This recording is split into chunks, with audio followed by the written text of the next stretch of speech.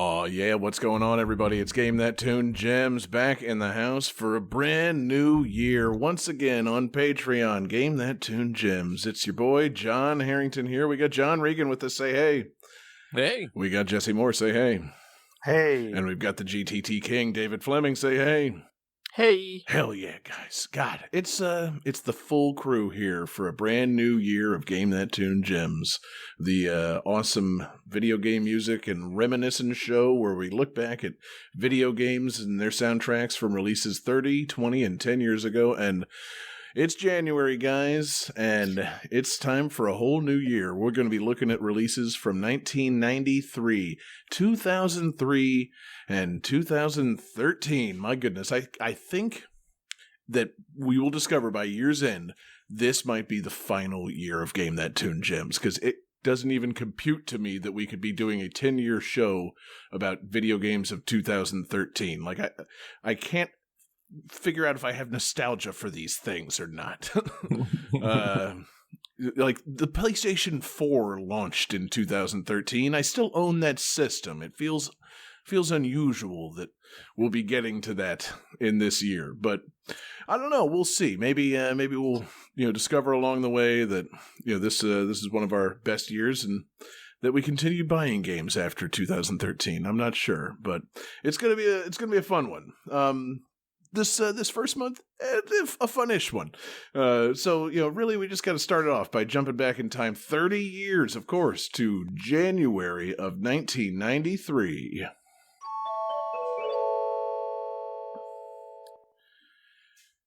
And guys, we start January segment off, or start the 90s segment off as we frequently do with, of course, NES games that were still being made at this time.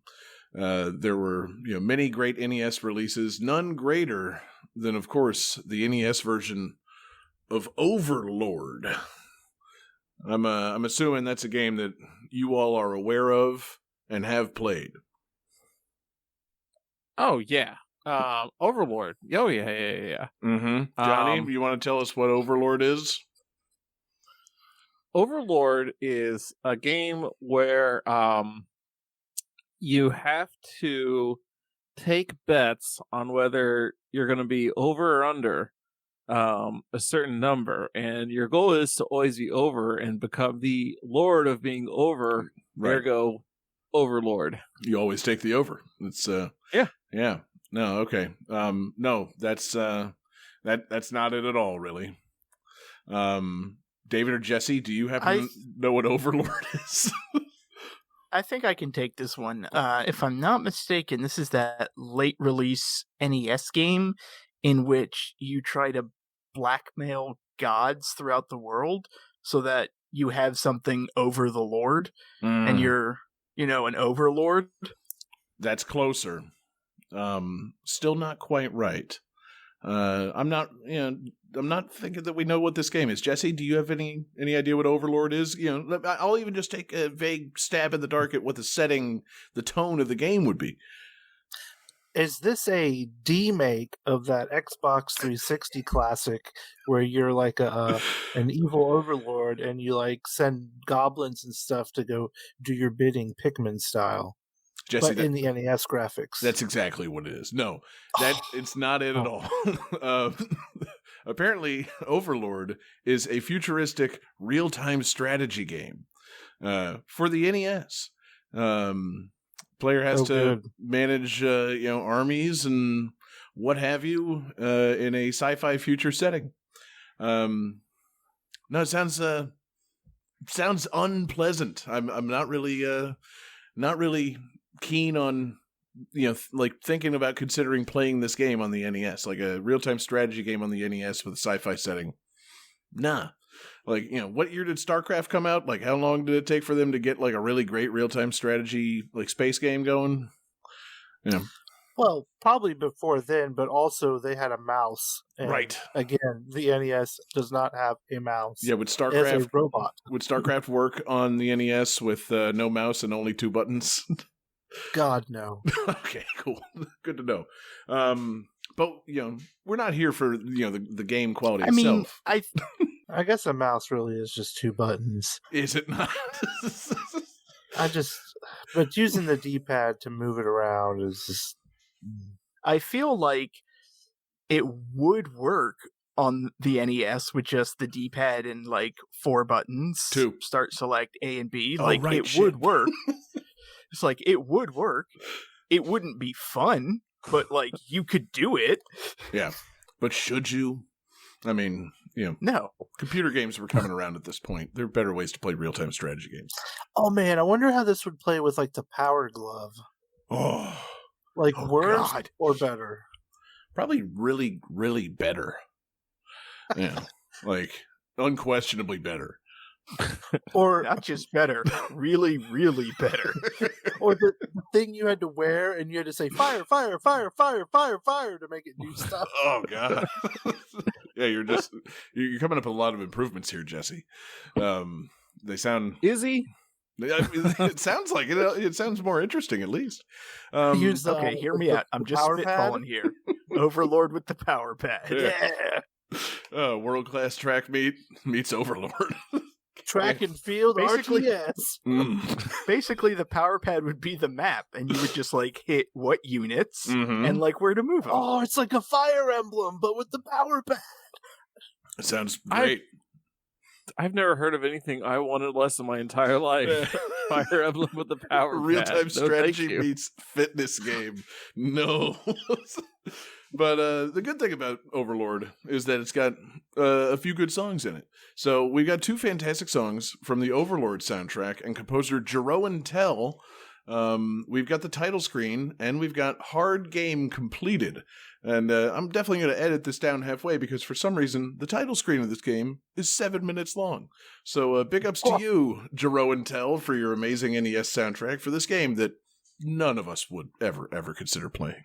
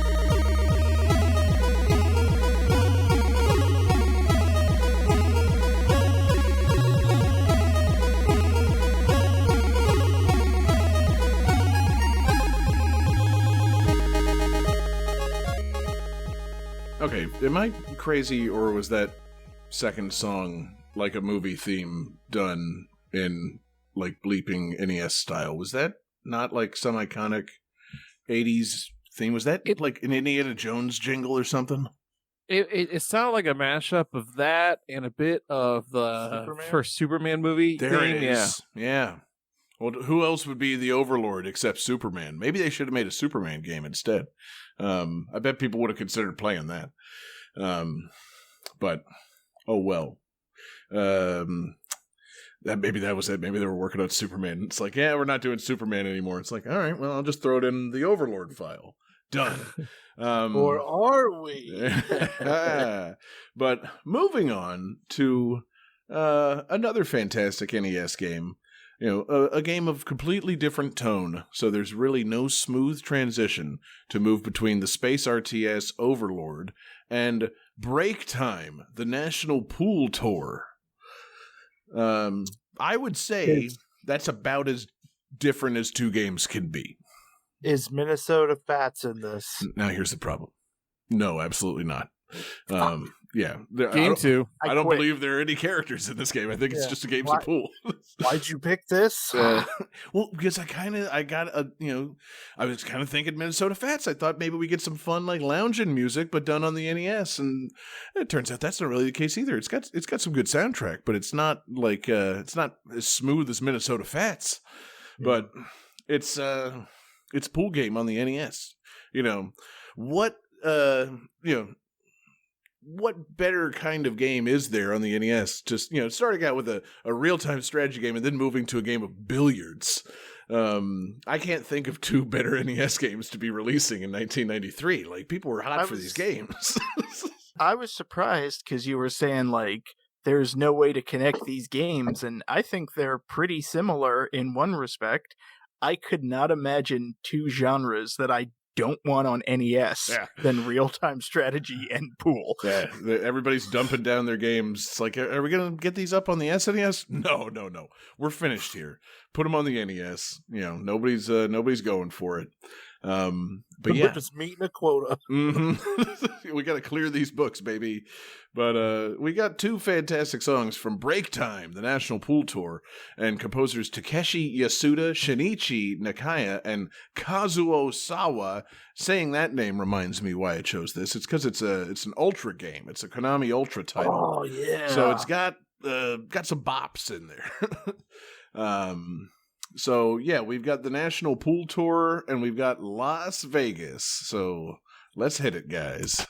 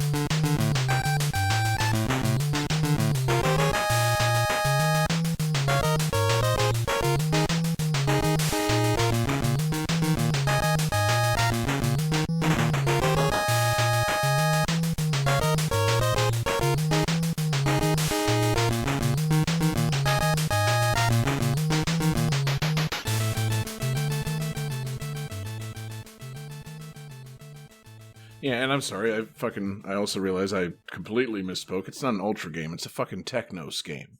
The guys that ported things like Double Dragon and made River City Ransom and Crash and the Boys.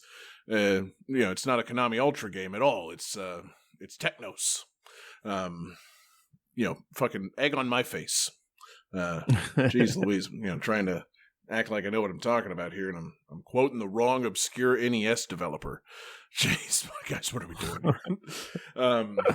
But how could you? Speaking of obscure developers, let's talk about. Speaking of what are we doing? Right. Let's talk about a Game Boy game. Let's talk about a rather obscure developer, Capcom. Let's talk about a rather obscure licensed game. It's 1993, and it's finally time for Star Wars The Empire Strikes Back on the Game Boy. Oh, yeah, dude, I was waiting for that game, for about 13 years. Yeah. Since 1981. I mean, it's really good that that the Game Boy was getting Empire Strikes Back in 1993. How was the Battle of Hoth on? Because that's the standard for every video game. You tell me, brother. This is your department. I never got that far. That's the first part of Empire Strikes Back.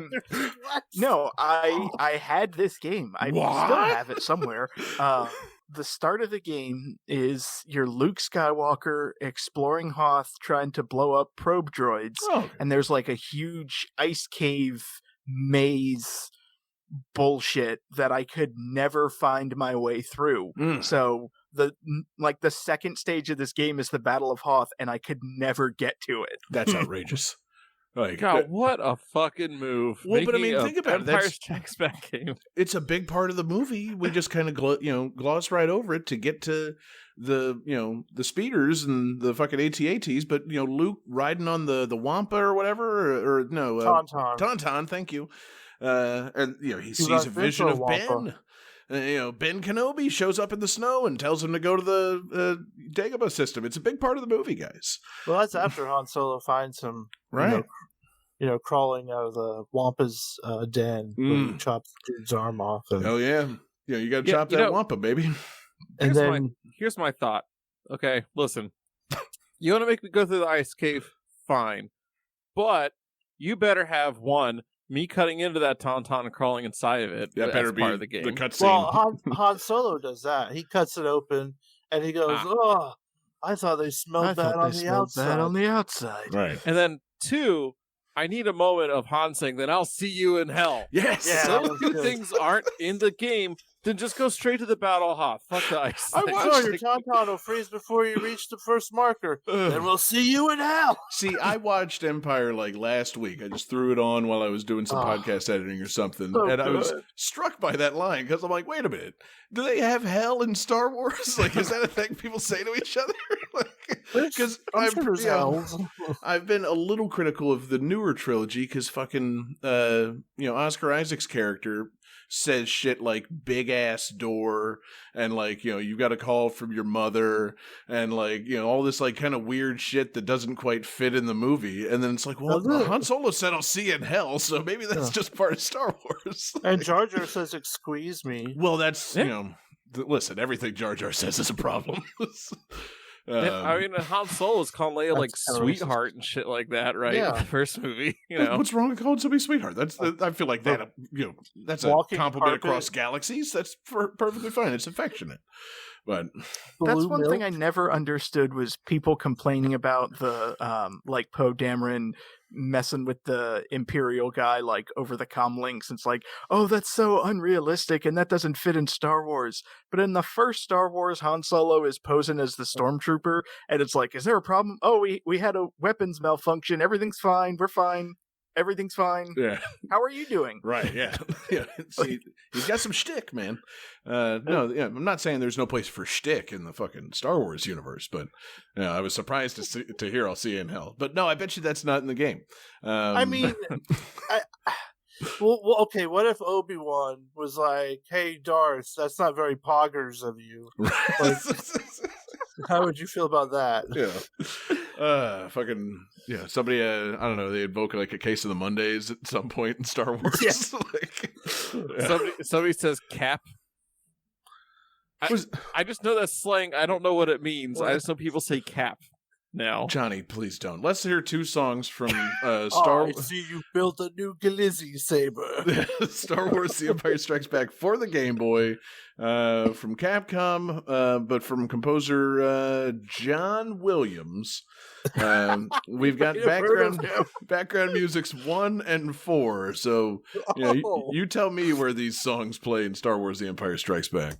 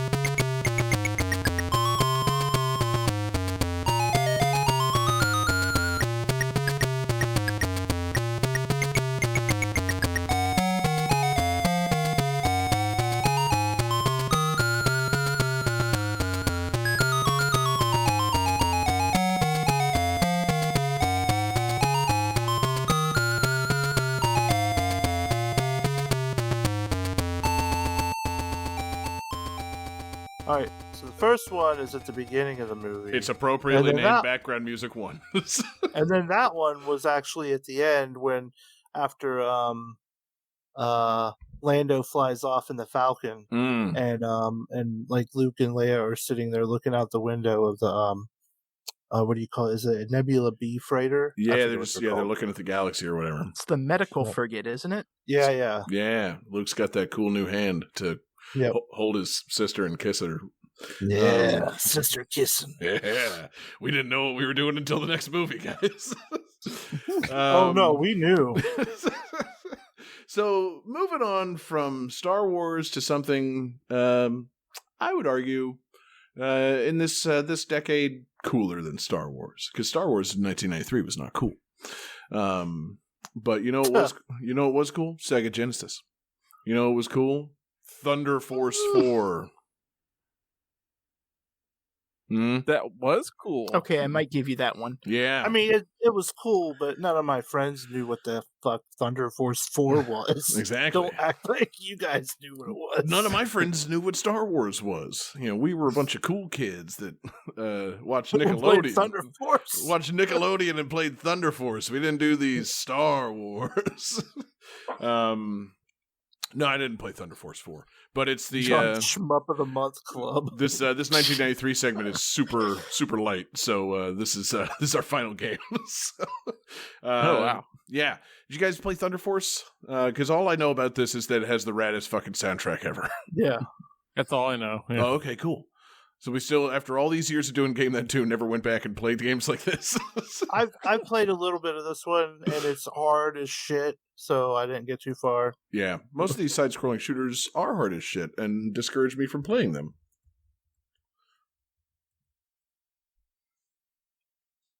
End of segment. Oh, God, I thought there was going to be a response here. It's like how suddenly you can die in a shmup. We all just agree. We're like, yeah, man. Yeah, just like that. Yeah, shmup is tough. It was over. I was trying to Google see if did they put out a Thunder Force for the Switch, and they put out Thunder Force AC as like part of the Sega Ages games, and I thought maybe they had like a Thunder Force game on the Genesis like virtual console thing, but I guess not. Because this feels like the kind of game that you should give people for free these days.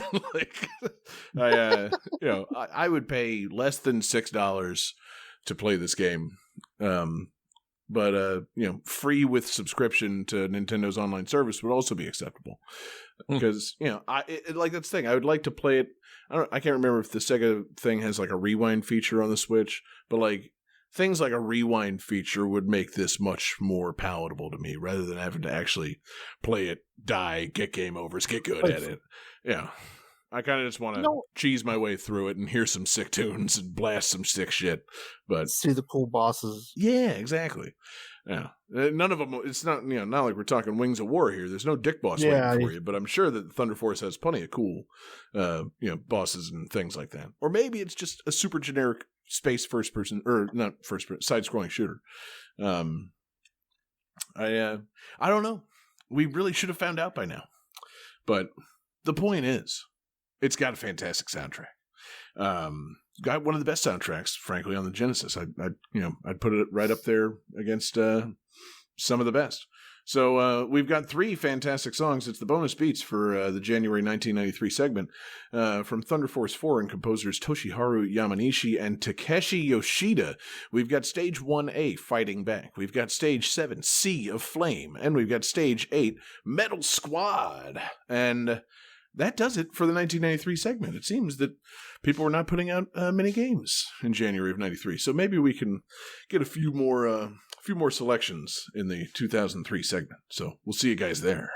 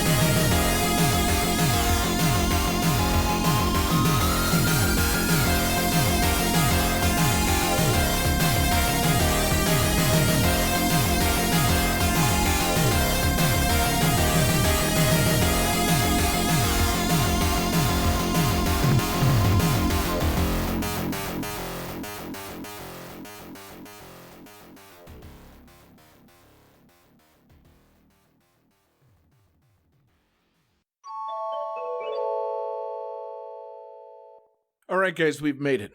It's 2003. It's January. And where does that put us? Where are we?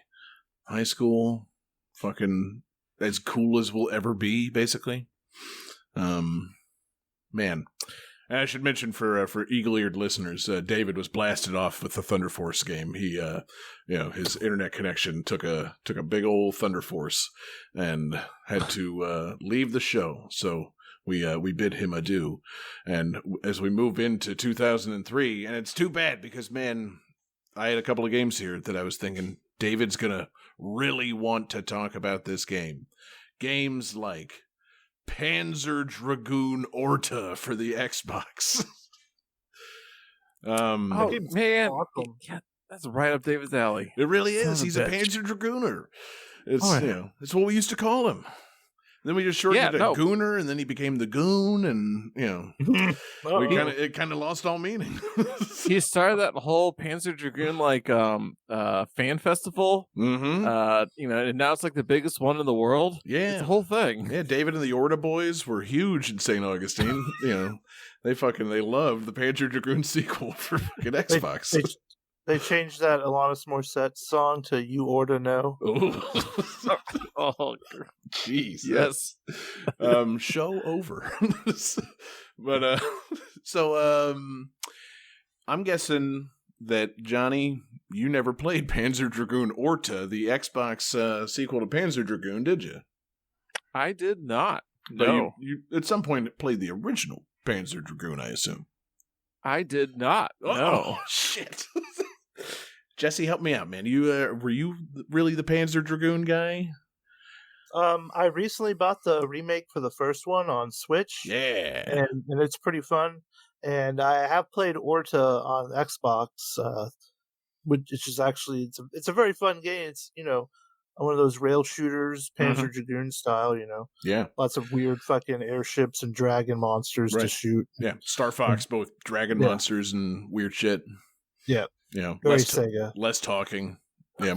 Oh yeah. Quite Sega.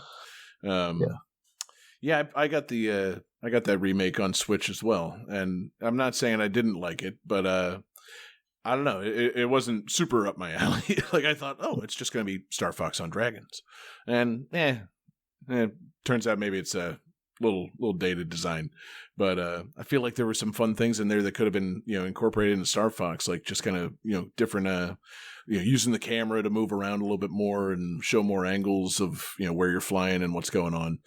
But I guess Star Fox is a lot of it in space. So, what's Didn't to they see? try that with the Wii U game? Yeah, actually, now that you mention it, fuck. They, maybe Star Fox should stick to the basics. Panzer Dragoon could be the experimental one with the crazy camera angles and, just shooting in any direction. Star Fox can take the Wii U gamepad controls and shove them up their ass. But that wouldn't be for years from now. That's a 2013 or 14 thing to talk about. This is 2003, and of course we were all playing those Sega, Dreamcast holdovers on Xbox. We all owned Xboxes. I mean, the Xbox was basically the Dreamcast too. So. Right? Yeah. I mean, what is the relationship there? So, I mean, obviously Sega handed over a bunch of their exclusives to Xbox, but like, if PS2 killed the Dreamcast, what did Xbox do to it? Like they wore its skin. They imitated it in death. they accessed its bank accounts. They Buffalo Billed it. Yeah, I would say more like they used like a Ouija board to like summon the spirit of Sega. Yes. And then like capture it into like a jar. Right. And then like they stick the jar in the Xbox and be like, now it's Sega powered. Mm-hmm. I guess you could say that, they just unexpectedly received a fantastic inheritance, like a fantastic bequeathal. The Xbox was bequeathed a number of awesome Sega Dreamcast things. And yeah, I would argue did not use them to great success, or didn't really capitalize on them. Like, they all exist, all these Sega things for the Xbox, but they're all things we remember fondly. But the Xbox was already just the Halo machine. So, like, no one really had their hair blown back by things like Panzer Dragoon or, Jet Set Radio or Toe Jam and Roll 3. The Japanese were very wary of the Xbox. Yes. So it just made things difficult. Mm-hmm. That's probably it. Yeah. They, was it an attempt to, give American audiences cool Sega games, or was it an attempt to put over the Xbox in Japan? I would argue kind of both. It failed at both things pretty reasonably. But the games are cool, and I'm glad they're out there. I would have liked them as GameCube exclusives, but I definitely would have played them more. But Nintendo probably fucked themselves with small discs. So we got 2 fantastic songs. All that is to say, we got great songs from Panzer Dragoon, Orta, from composers Saori Kobayashi and Yutaka Minobe. We've got Altered Genos, and we've got Ancient Weapon 1.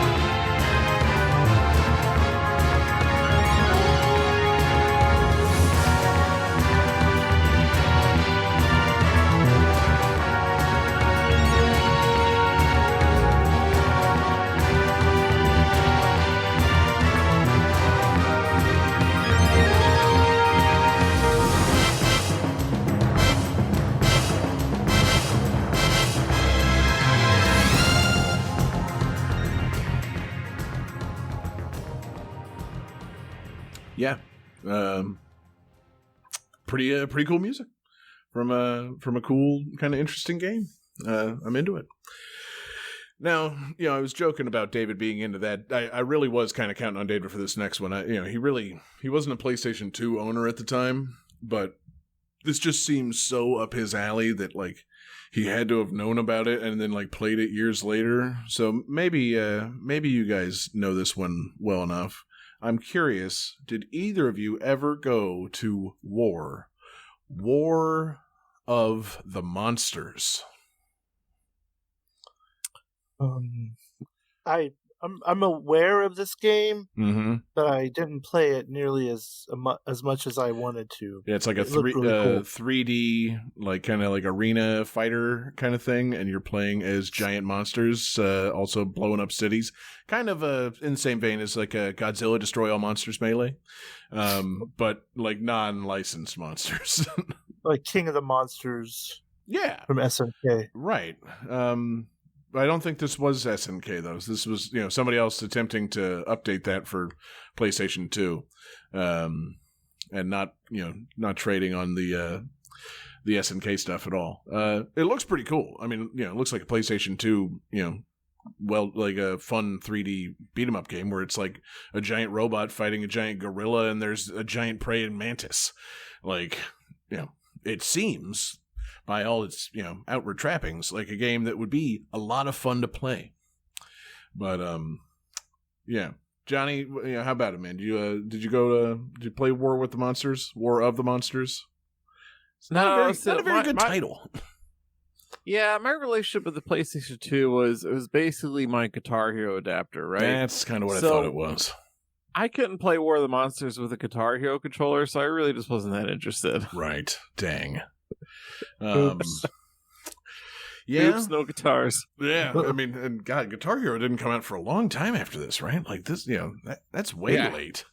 So you just avoided consoles. You avoided PlayStation 2 until Guitar Hero was out for it. Yep. Wow. Cool. That, add that to the list of reasons Game That Tune Gems might end this year. Johnny didn't buy a PlayStation 2 until 2007. But War of the Monsters looks pretty cool, man. It's got giant monsters beating each other up in, what look like possibly, U.S. and world cities. So to that end, we've got two fantastic songs from War of the Monsters and the remarkably large composer team of Liesl Moore, Brady Ellis, Ben Carson, probably not that Ben Carson, Tino Saiki, and Chuck Myers. We've got two battle themes. We've got the City Battle and the Vegas Battle from War of the Monsters.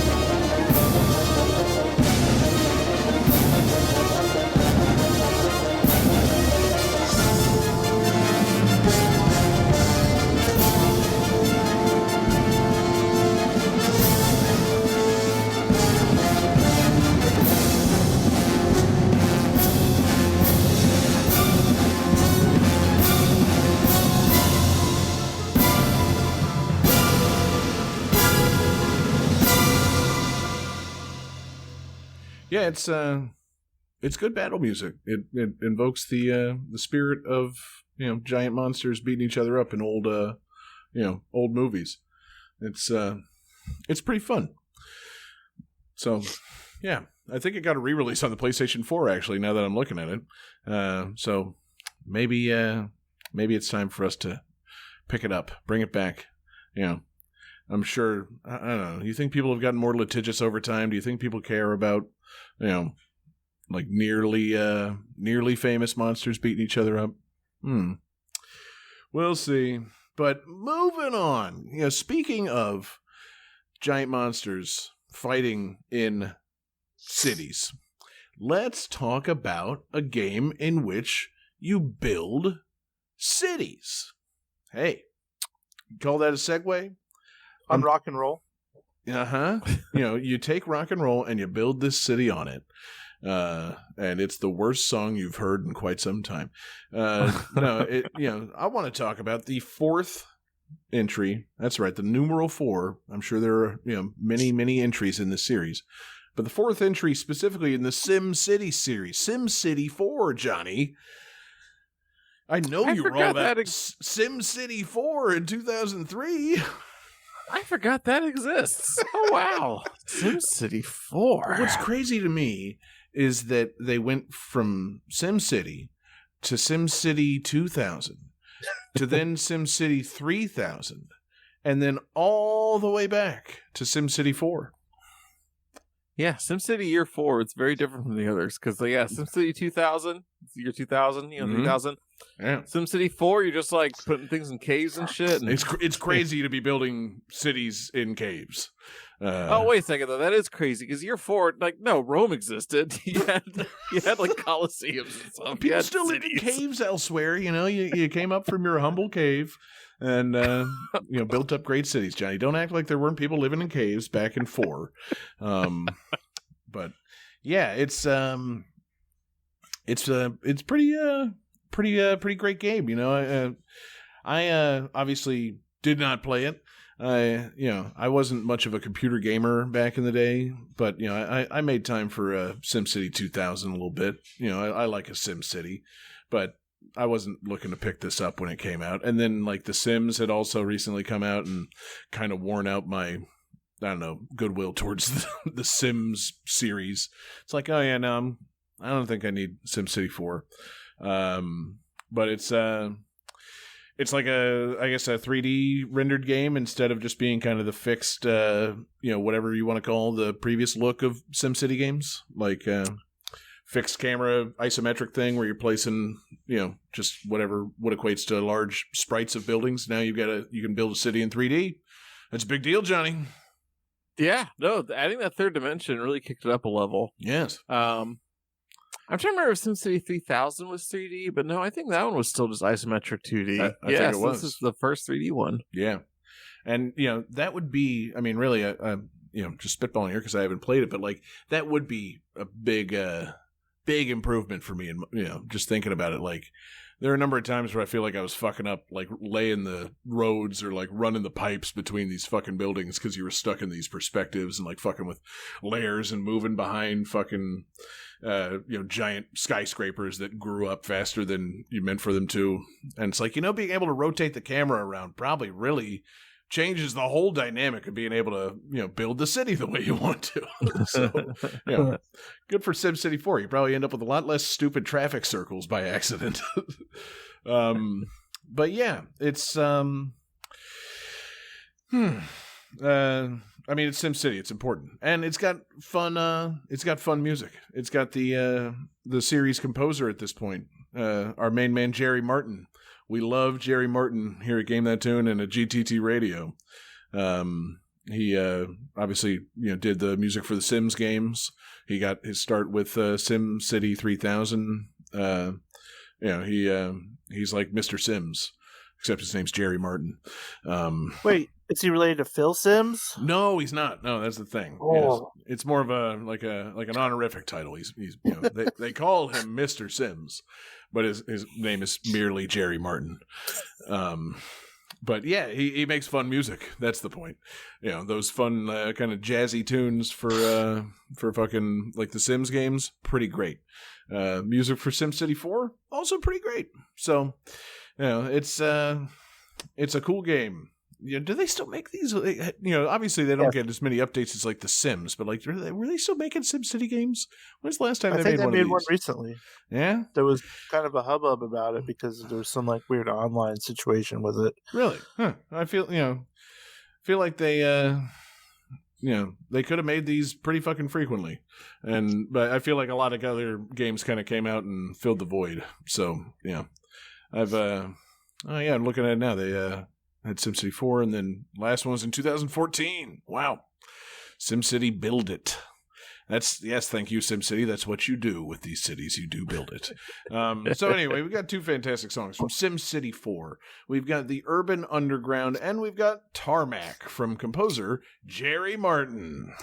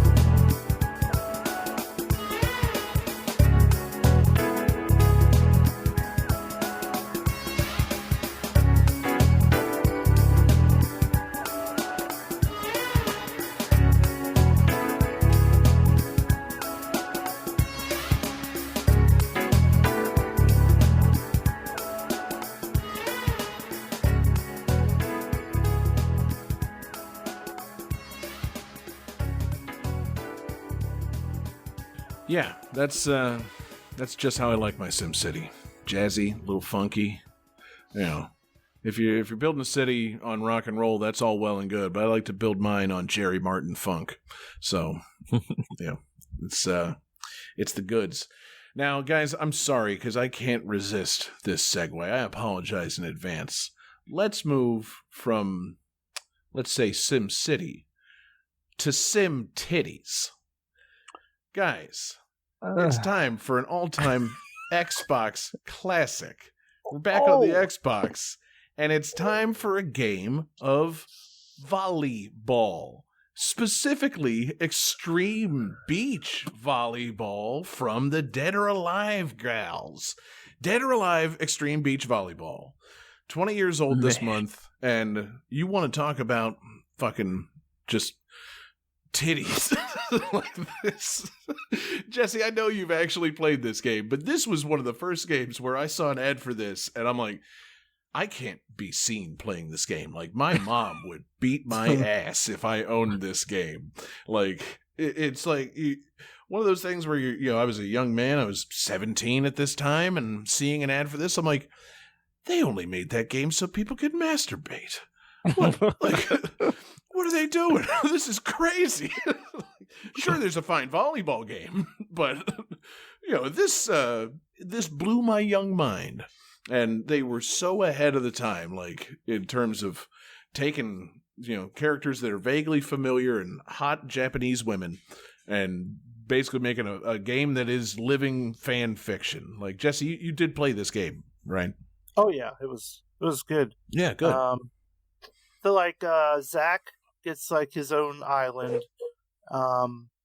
and invites everyone to come and party and hang and play, volleyball, chill out at the beach, play a poker at night in his casino and stuff.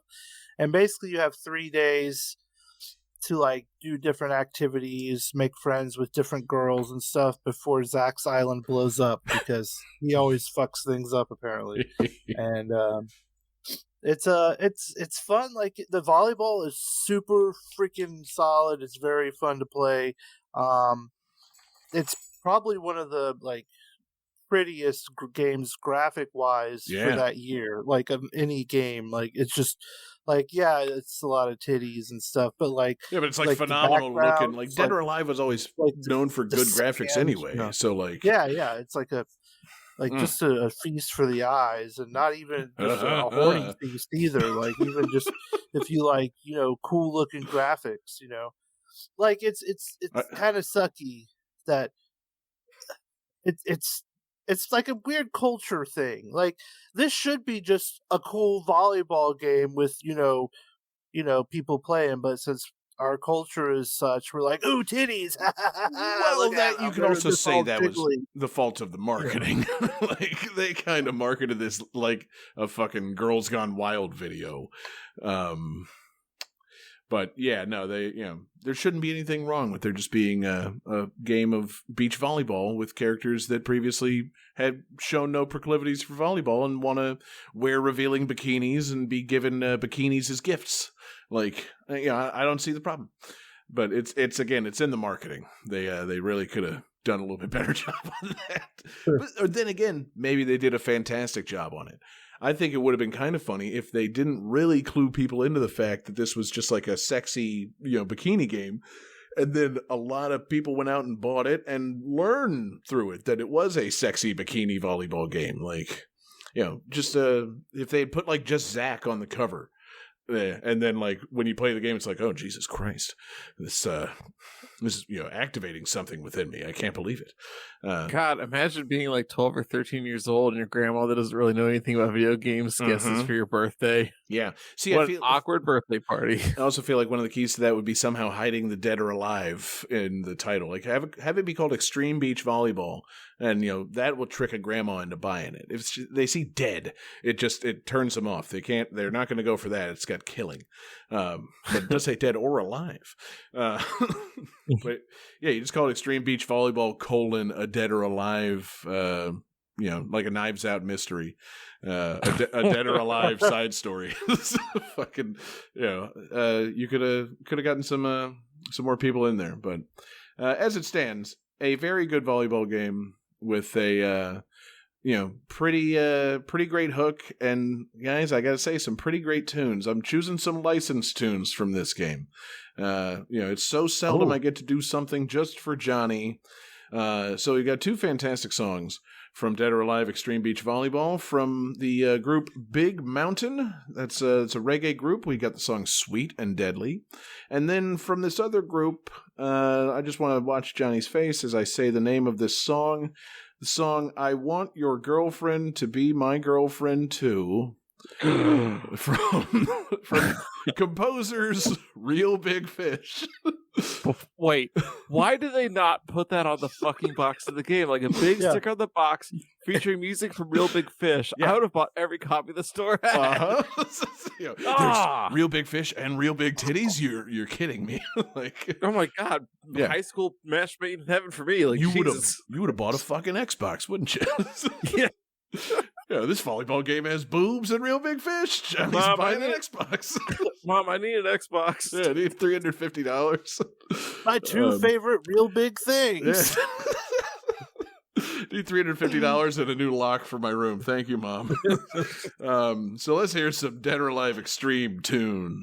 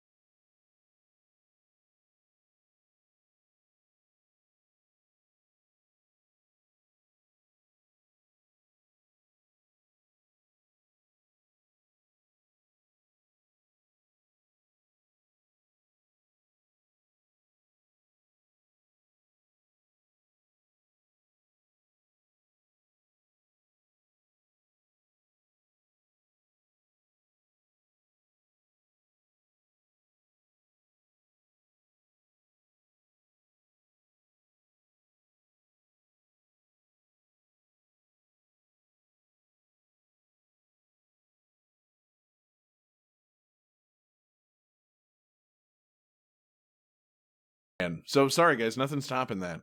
So we should just, awkwardly transition from the beach to the skies.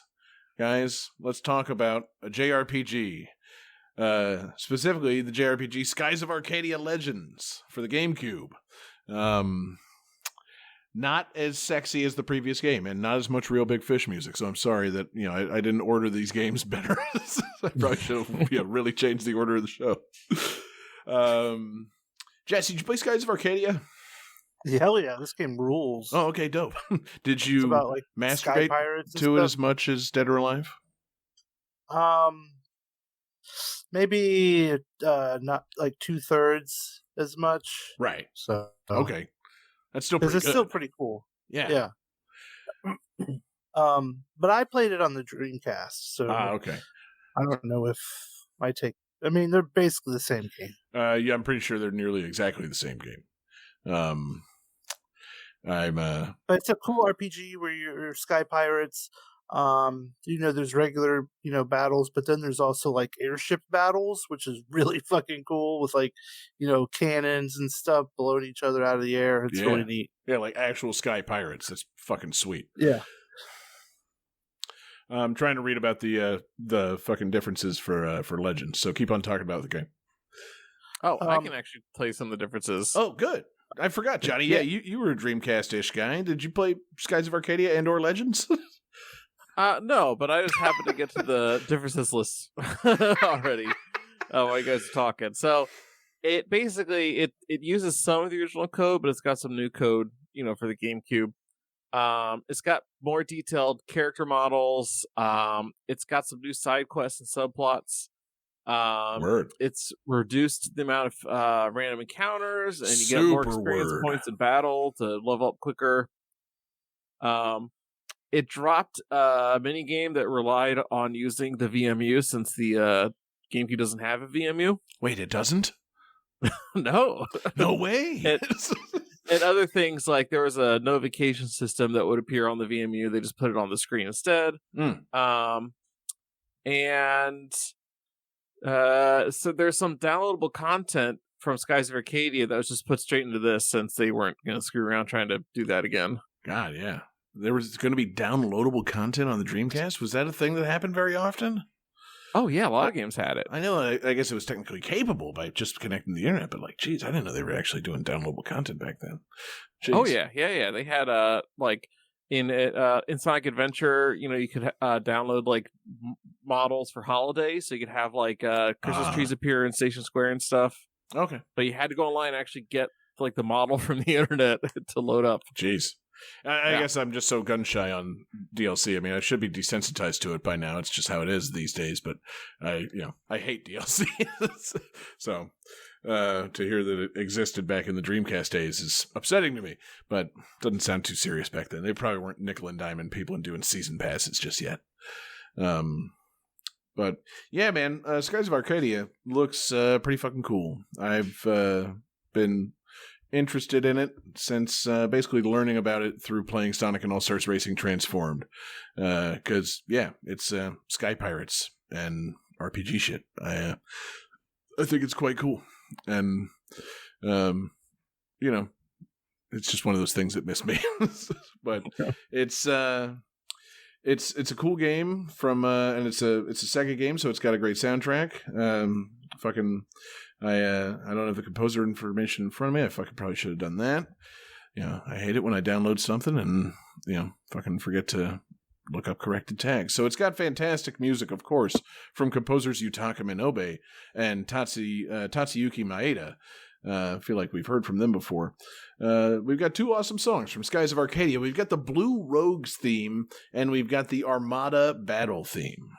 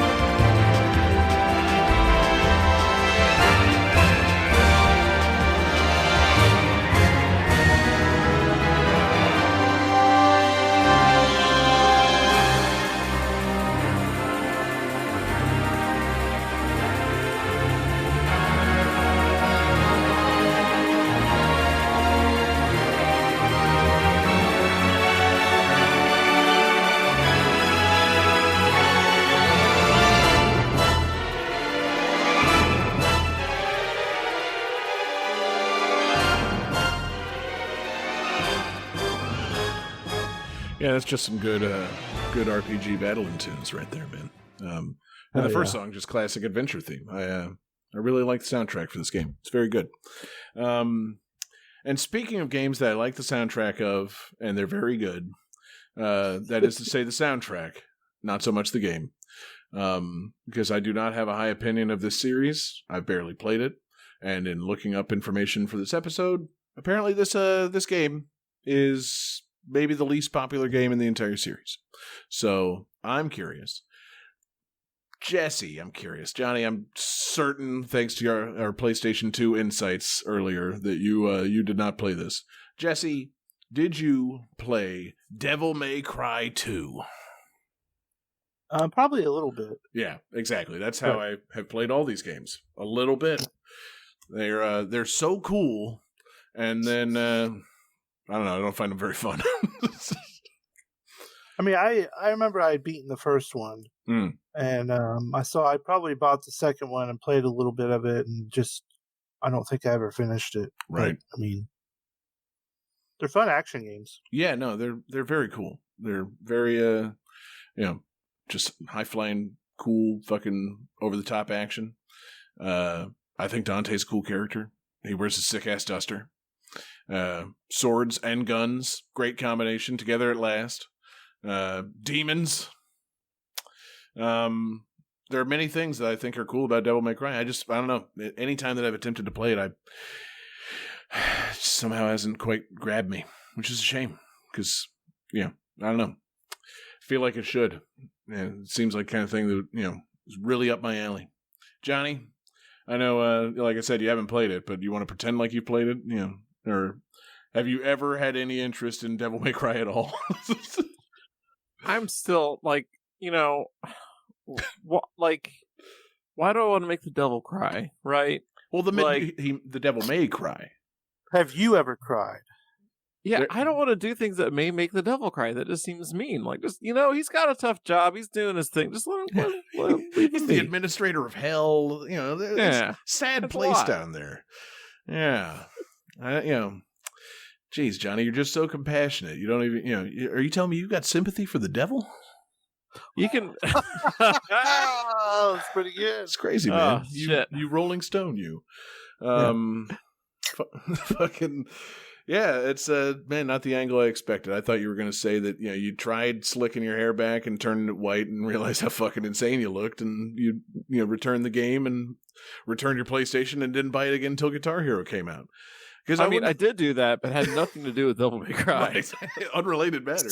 Yeah, but this game, this is kind of like an early version of Guitar Hero. You're playing as a hero that beats shit up, and they're shredding guitars all over the place. It's rather over the top in the same way that Guitar Hero is. Not really in the same way. I guess Guitar Hero is more of a guitar playing game, and this is more of a devil and demon killing game. They're over the top in slightly different ways, but there is a rocking element to this game. It's playing with in the kind of the pastiche of rock and roll, power metal kind of things. I bet you one of the guys from Judas Priest or Iron Maiden thinks this game is really fucking cool. They should all be in the game, quite frankly. Instead of playing as Dante, you should be playing as Rob Halford from Judas Priest. That's what I'm saying. Oh my god, yes. Yeah.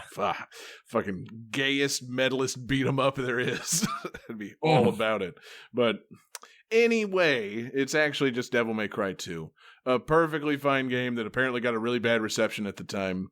And maybe I'll pop out my PlayStation 3 and my fucking Devil May Cry HD collection and give this one a go and see if I can find the fun in it. I don't think I will. The PlayStation 3 is quite old and quite loud at this point, but we've got 3 songs. That's right. It's the bonus beats closing out the 2003 segment. We've got fantastic tunes from composers Masato Koda, Tetsuya Shibata, and Satoshi Issei. We've got A Prayer for Goddess. We've got Dance with Devils, and we've got Shoot the Works. That's what I tell them when I order my pizzas, baby. So we'll see you in 2013.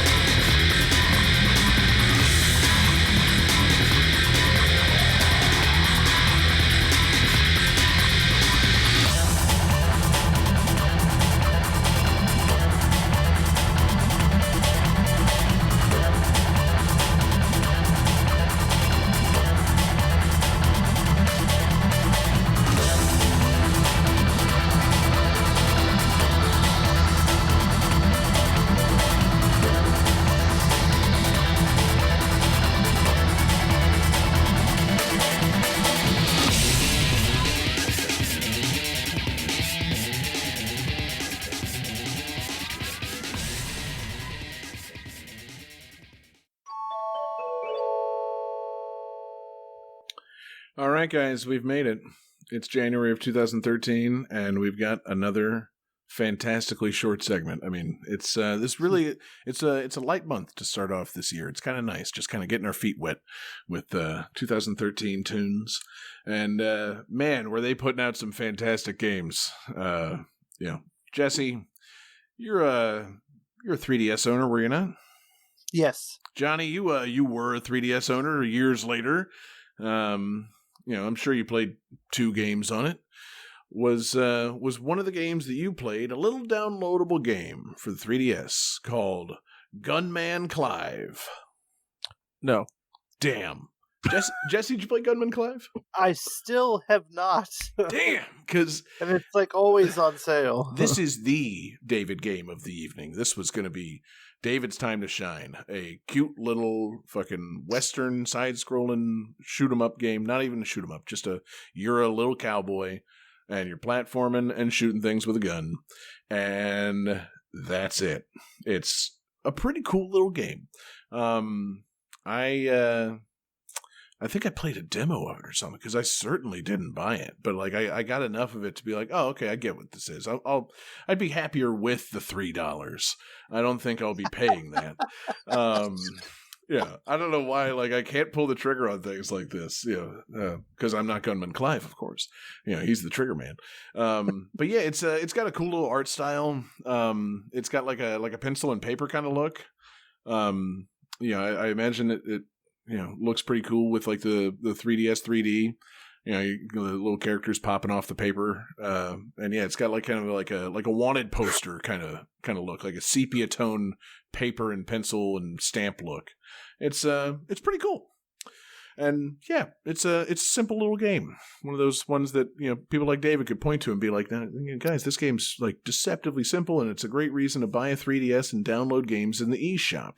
These are the hot 3DS exclusives that are going to make people continue to flock to the 3DS. Certainly it was Gunman Clive, and nothing coming next month on Jim's. Stay tuned. But we've got 2 fantastic songs that David's not here to discuss from Gunman Clive and composer Arne Horberg, because what? I want to say he's from Holland. They know all about the Old West. Johnny, sending articles about Gunman Clive as I'm about to announce the games. What is this, Johnny? It's available on the SNES and the Game Boy. What? The developer put out.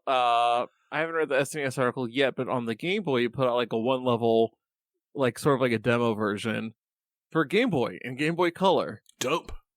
Yeah. Yeah, no, it would work on those. It is quite simple. Good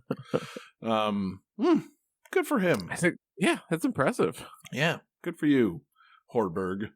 Really gotta look up where that guy's from. But yeah, Gunman Clive, pretty cool little game made by one guy. So it's a simple platformer about a simple cowboy with a cool little look. It's fun, and I know David's a fan. So to that end, let's play 2 fantastic songs that I know David would love, because David, besides Gunman Clive, obviously also loves cowboy shit.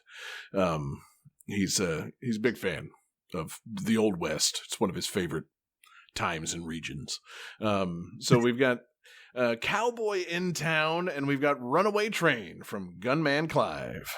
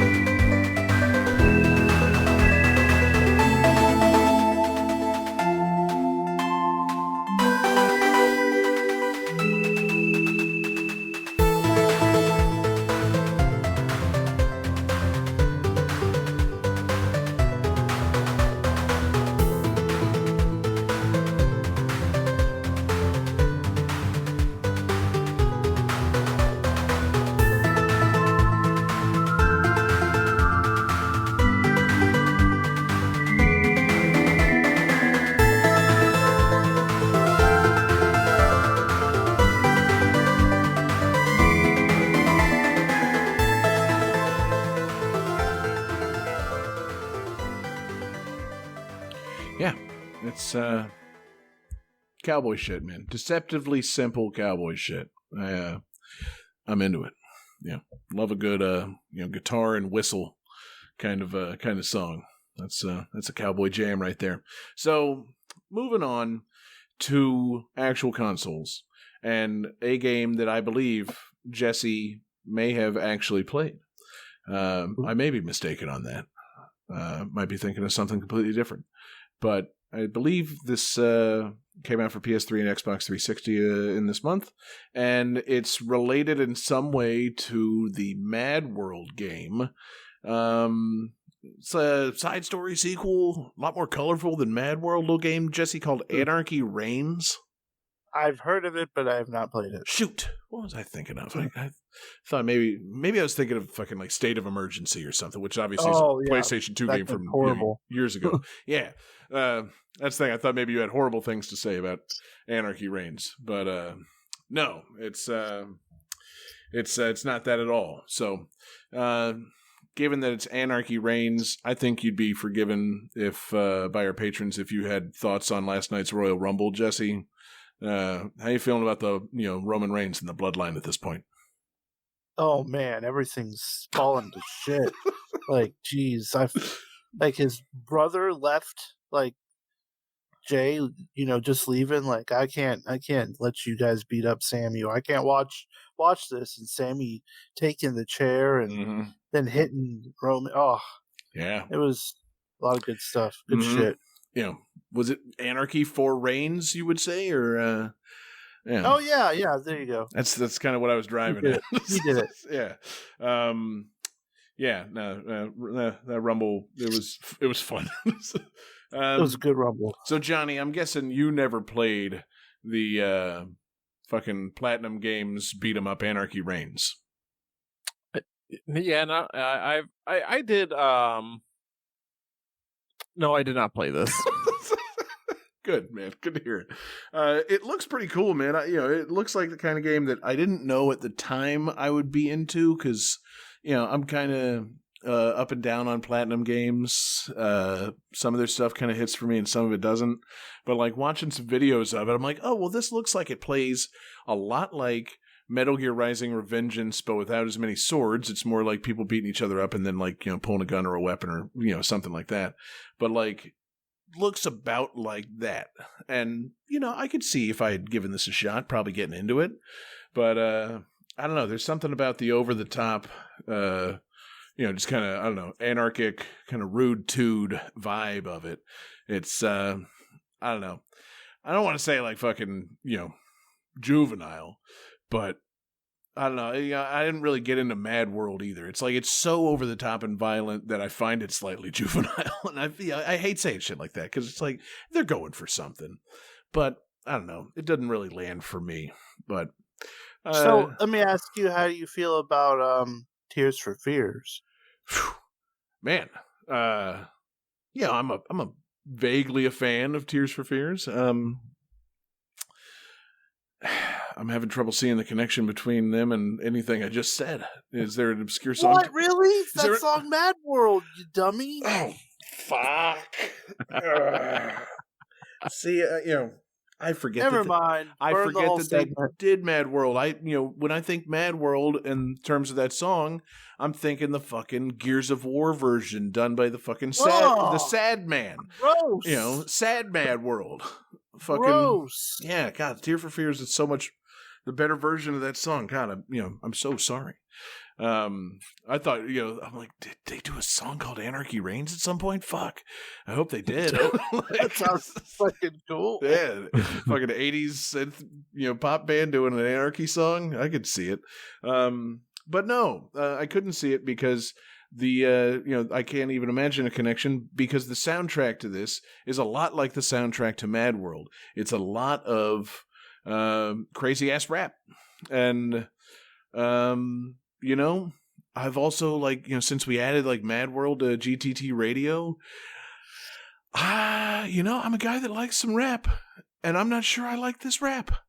But it's interesting and it's of its time, so it's got to be on the show. So we've got two awesome, I say that, fully truly, truthfully awesome songs from Anarchy Reigns. From Skits the Samurida, we've got My Pride. And from C. Wilkes, we've got Lights Out. And you'll be forgiven if halfway through these songs you think you're listening to the Mad World soundtrack and forget that it's actually Anarchy Reigns. But yes, it's Anarchy Reigns. Yeah, you can't stop it. My weapon, you can't handle it. Yeah, my pride, no stopping it. My weapon, I like that's this. Right. In a world of hate, with a twist of fate, survival come down to the moves you make. Filled with waste, this chaos space won't stop till this evil erase. On a mission with murderous tendencies, all I do is annihilate enemies. Ain't nothing left in the world for me, so I gotta take pride in my weaponry. All I got is raw hostility. I'm all alone, know my ability. Now see in the mind of a killer. See for yourself, none more willer. No fear of death, living like a warrior. You can bet that I'm coming for ya, and there ain't no reason to hide. You thank me when I end your life. My pride I hold in my hands. The mind shows when I flash. I can't deny it. There's no stopping me, stomping my warpath. I'm slicing more than a gash. You're feeling lucky we clash. I can't deny it. There's no stopping me, stomping my warpath. No doubt that my weapons mean the most to me, no question. And in this day and age, they the only things I got that's blessings. I came close, they so lethal. As I prove to you, there's no equal. Your life ends here with no sequel. Not a bone in my body that's peaceful. All I do is inflict damage. Take it to the point you can't manage. Nah, you can't stand it. Get a man hit up by the true savage. Yeah, something like a body breaker. That's right, when I'm bred is a life taker. I see it in your eyes. You feel honored when you die. My pride I hold in my hands. The mind shows when I flash. I can't deny it. There's no stopping me, stomping my warpath. I'm slicing more than a gash. You're feeling lucky we clash. I can't deny it. There's no stopping me, stomping my warpath. This cold world leaving me one option. Slaughtering my folks, not stopping. Now I'm taking the pleasure in chopping. Bottom line, your life's what it's costing. My full arsenal is what I'm unleashing. Like a war god, I'm taking out demons. I'm beasting while your body leaking. Loving that feeling when your soul stop breathing. On a mission, dishing out this service. If you see me coming, don't get nervous. If you ask me, your life's worthless. Perish at my feet, give your life purpose. The joy's mine to break your spine. And it may seem like I lost my mind. To me, killing spree, that ain't a crime. I'm smashing, decapitating all the time. My pride I hold in my hands. The mind shows when I flash. I can't deny it. There's no stopping me, stomping my warpath. I'm slicing more than a gash. You're feeling lucky we clash. I can't deny it. There's no stopping me, stomping my warpath. You'll never stop me. That's right. You can try, but you won't, man. Eventually, you're always gonna meet your death. Yeah.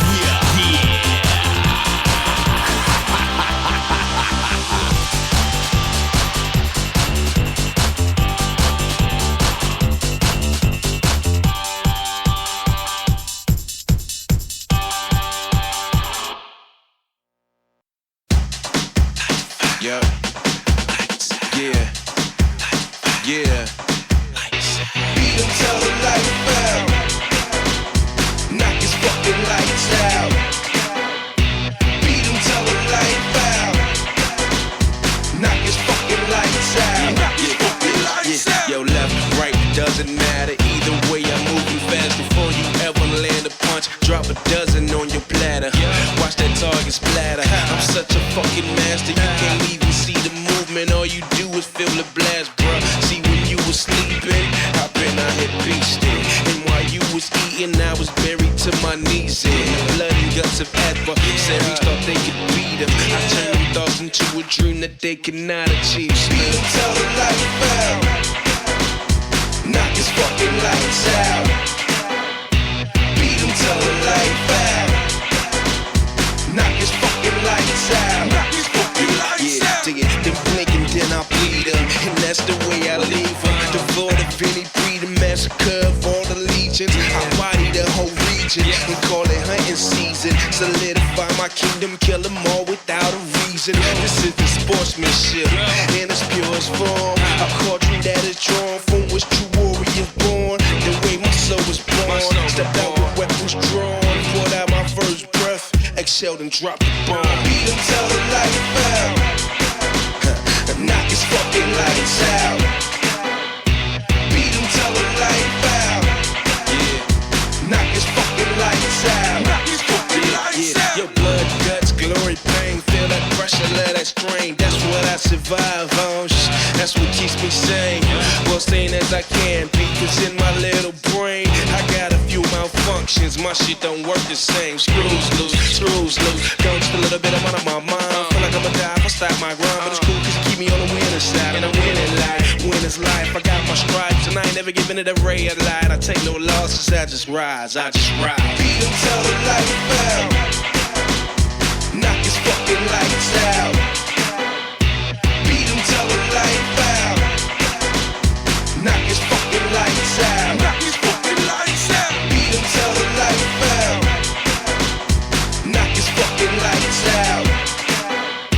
Beat him till the light fell. Knock his fucking lights out.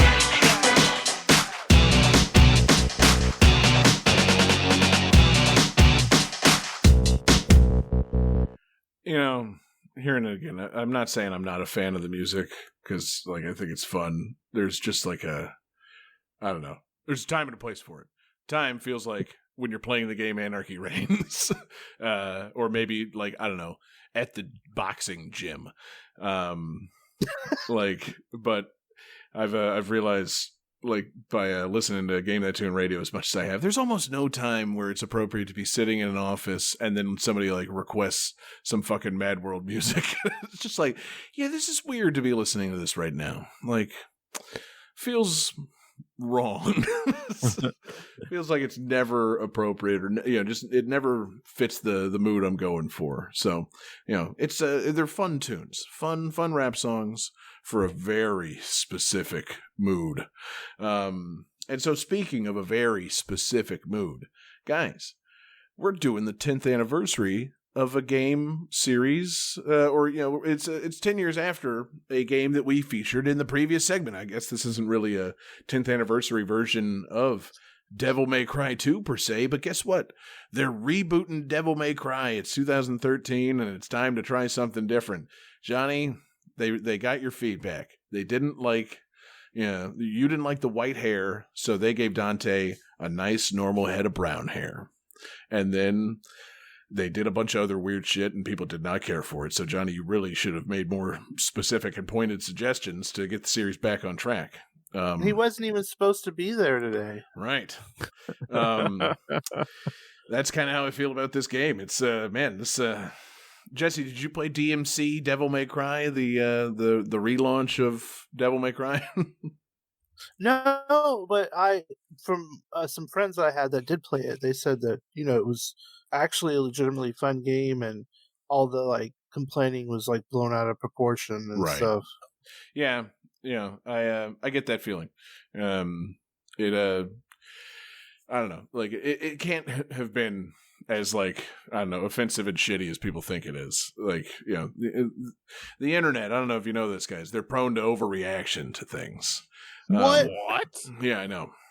That's preposterous, John. Right. No. I don't want to hear any of that bullshit. Good God Almighty. Yeah. I'm wondering, though, has there been, like, a reassessment of this game? Have people gone on, like, you know, to find that this game's actually, like, good and fun? Or is this still just kind of like the most despised, like, reboot attempt of something? You know, I feel like this just did not go over with anybody. But I don't know. Like, you know, it's like, from what I saw of it at the time, obviously I didn't play it, but, like, it didn't seem so, like, wildly out of character for the series. Like, trying to do a reboot, just do a slightly different look, and I don't know, like, what's the problem? People like to point to the bad dialogue.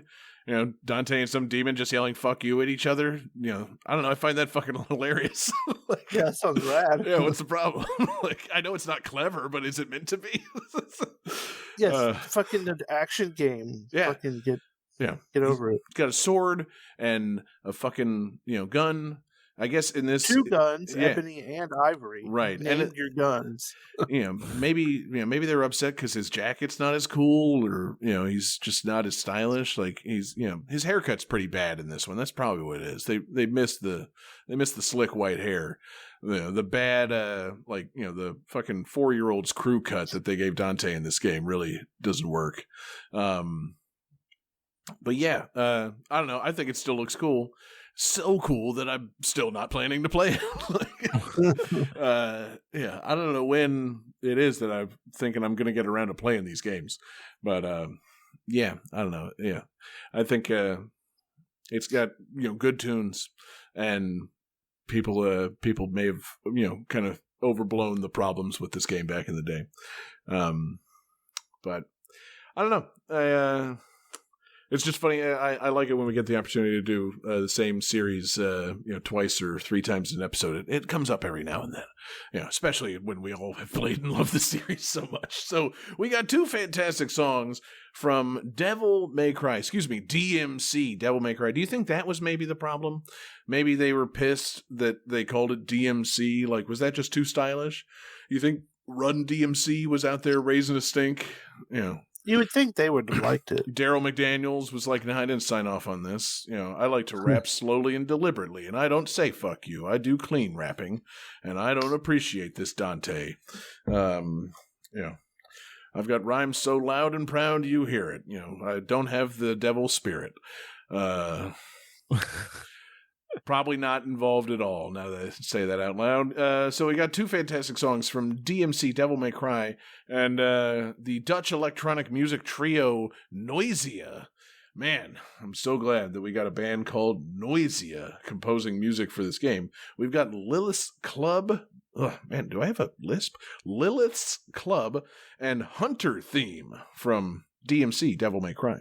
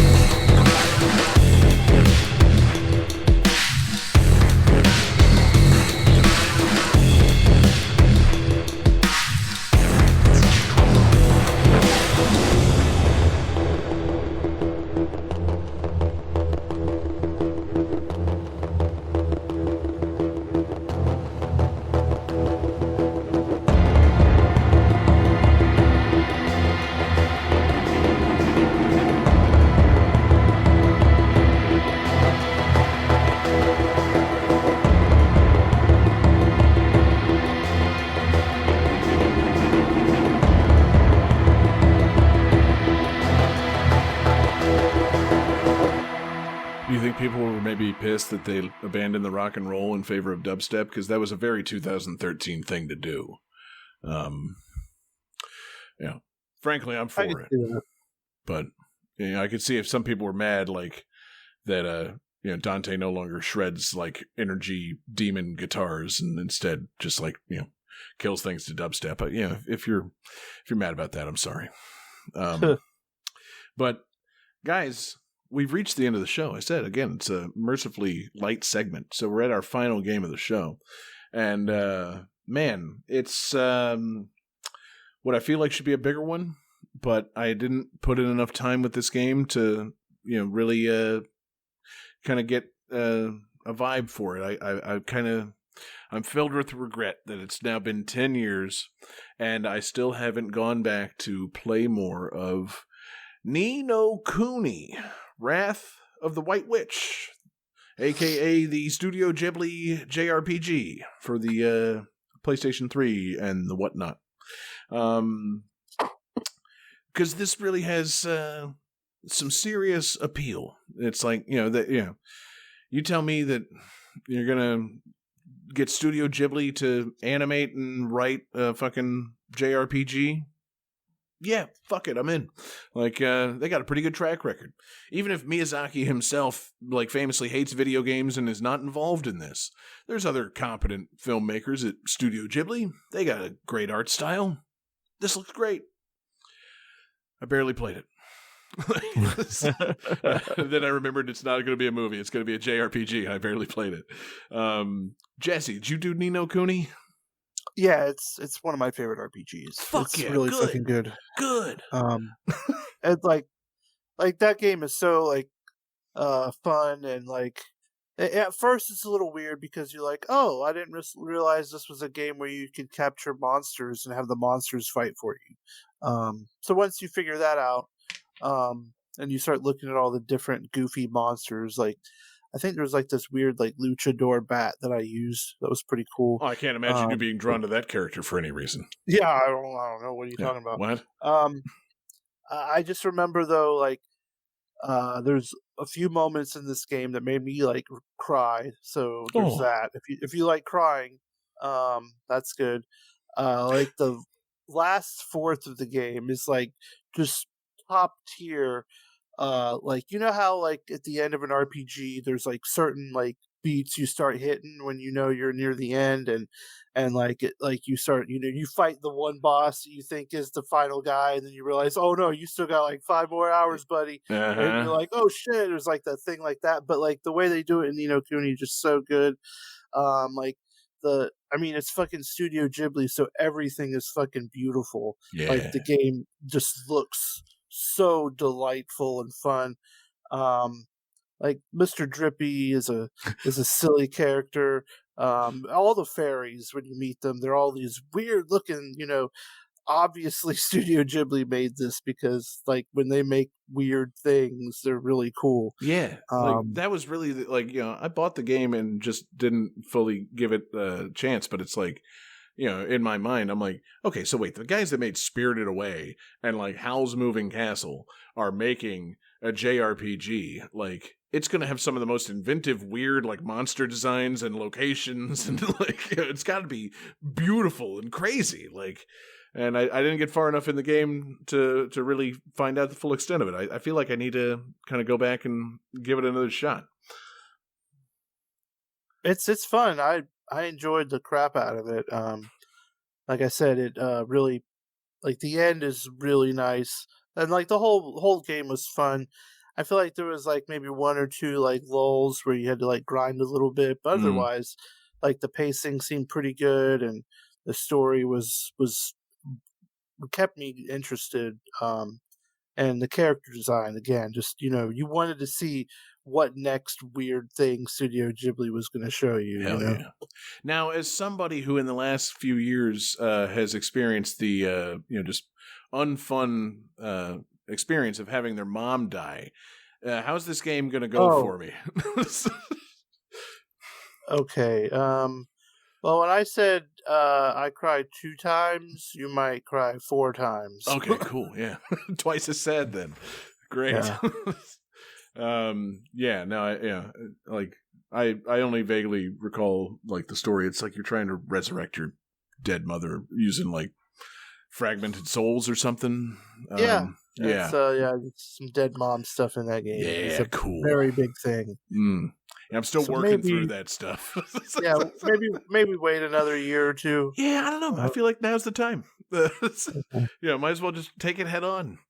Wrap up It all could my. help. I don't know. Exactly, it could be cathartic. I think it might be because take all the sadness of my actual mom dying and connect it to this adorable game about a kid's mom dying, and then when I think about my dead mom, I'll think about Studio Ghibli stuff. It'll be nice. Yeah, perfect. Yeah, just intertwine these two things in my memory. Yeah. Johnny, what's your favorite Studio Ghibli movie? I don't think I've ever seen a single Studio Ghibli movie, guys. God damn. That's upsetting. I'm thinking Johnny. about it. Let's see here. Don't look them up. You'd know if you saw one.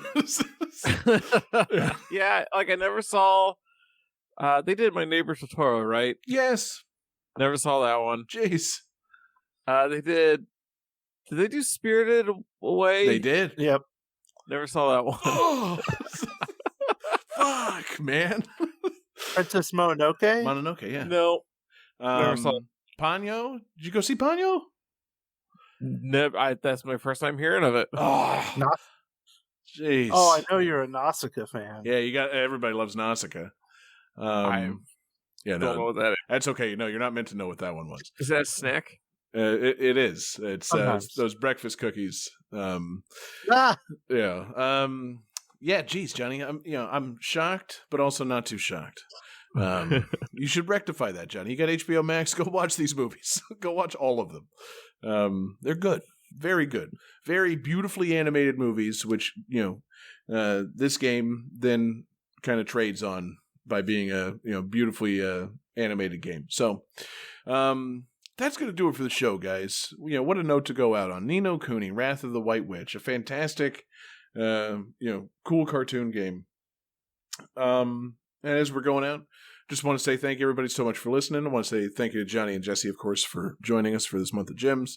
Thanks, David. We miss you. Sorry about that, connection problem. But we'll bring you back at some point in the future. We'll save him. And yeah, it's always fun making Game That Tune Gems. Thank you, everybody, for listening on Patreon. If you're listening somehow not on Patreon, go on Patreon. Pay us the money. You owe us at this point. Yeah. If one of our patrons is playing this for you and you're not paying for it, we're going to crack down on that kind of thing. It's kind of like, like password sharing on Netflix. We're going to charge our patrons a little extra if they play this for somebody that's not a patron. We're going to work on finding out how that happens. But yeah, just an algorithm, right, Johnny? Right. Yeah. Basically, we can throw an algorithm out there. But yeah, go to Patreon, support this and other stuff. We love you guys. So we're going home with 3 songs from Ni no Kuni, Wrath of the White Witch, and composer Joe Hisaishi, who of course is the composer for many Studio Ghibli movies. So this also, it's not only as beautifully animated as a Studio Ghibli movie, it's as beautifully scored as a Studio Ghibli movie. We've got World Map, we've got Ding Dong Dell, the Cat King's Castle, and we've got the Showdown with Shadar. Am I saying that right, Jesse? Is it Shadar? Is it Shader? I'm pretty sure it's Shadar. Hell yeah. I'm into it, and we love you guys. Thanks so much for listening to GTT Gems for another month.